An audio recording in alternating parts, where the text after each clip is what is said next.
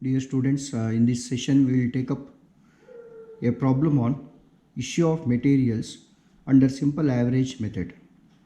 Simple average pricing method under issue of materials is a method where the pricing is based on the average of rates available for issue.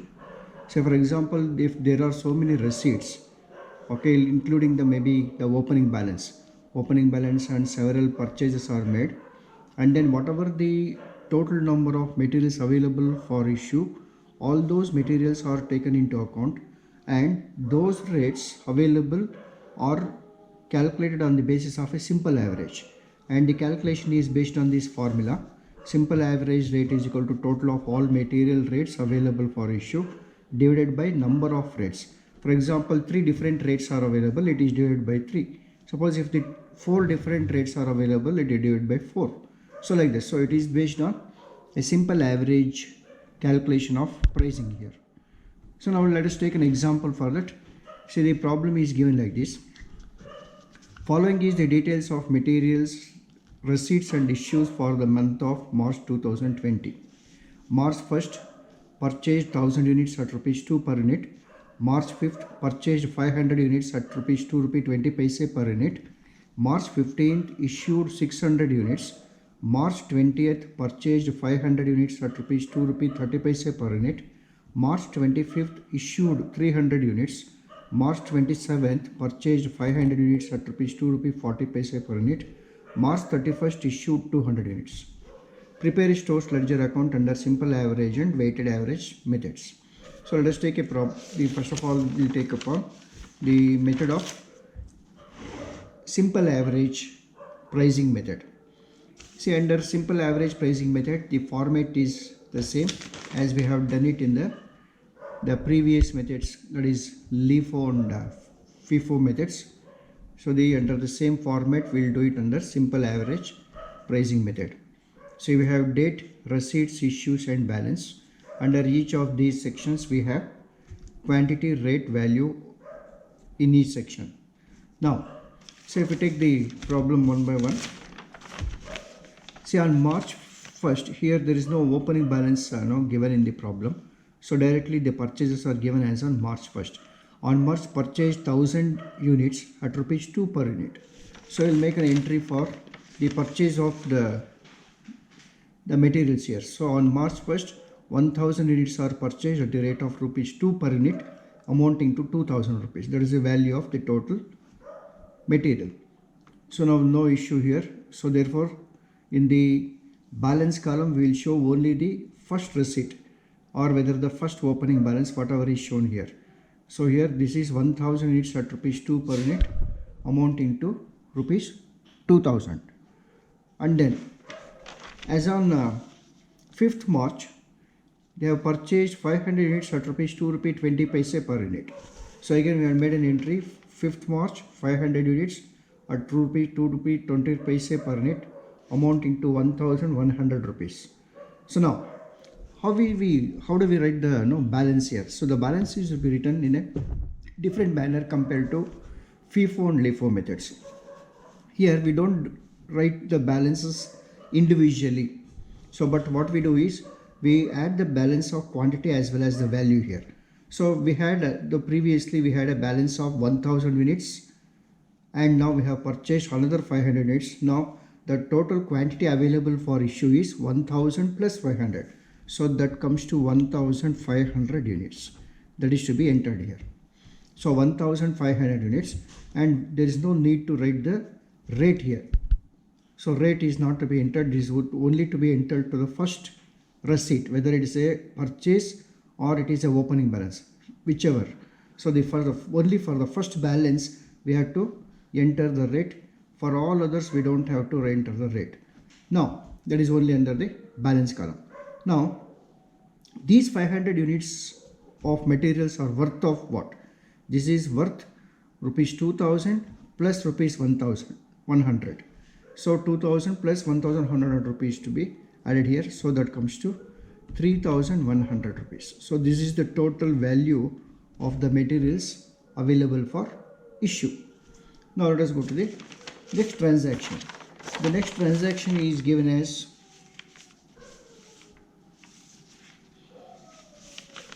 as on March 15th issued 600 units. So as on March 15th there is an issue of 600 units. Now so let us check the entry how it is to be made here.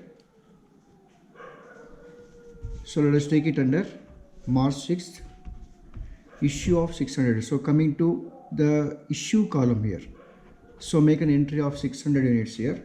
Now what is the rate to be applied? The rate to be applied is the simple average pricing method.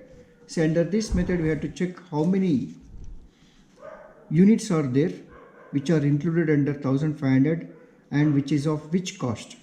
So now in order to calculate that, say we can just make a simple calculation here. We have 1500 units available for issue here, out of which 500 units are belonging to this category of or this lot of 2 rupee 20 paise per unit. And what is the remainder? The remainder is 1000 units, and this 1000 units is belonging to the previous purchase at the rate of 2 rupee per unit. So therefore, say out of this 1500 we are going to issue 600 units. So 1500 units includes two different stocks, that is 500 units of 2 rupee 20 paise and 1000 units at the rate of 2 rupees. So therefore we have to take the consideration of these two different rates available for issue here. So these two rates available for sale are to be taken on an average. So now this becomes 2 rupee 20 paise plus 2 rupees. So this comes to 4 rupee 20 paise. And this 4 rupee 20 paise is to be divided by the number of rates available. The number of rates available is 2. So this is 1, this is 2. So now this is to be divided by 2. So this comes to 2 rupee 10 paise. So this is to be the rate to be applied for the calculation of this issue. So 600 units at the rate of 2 rupee 10 paise. So this comes to 1600 into 2 rupee 10 paise. So this comes to 1260. This is 1260. So this is the rate at which the issue is made. So now we have to write the balance now. How do we write the balance under this method is, we have to just deduct the available quantity with the number of issues made. So 1500 units were available, and out of which we have issued 600 units. So the available balance of materials is only 900 now. So 900 units, and we need not have to write any rate here. And then the value of this material available is 3100 minus 1260. So this comes to 1840. So this is 1840. So this is the amount of stock available as on 6th March here. And then now the next transaction is on March 20th. Again there is a purchase of 500 units at the rate of 2 rupee 30 paisa. So let us make an entry for that. So as on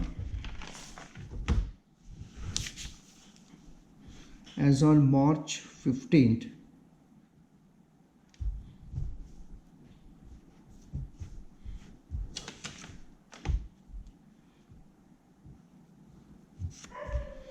this is on March 15th, and this is on March 20th, purchase of 500 units. So purchase comes under receipt column.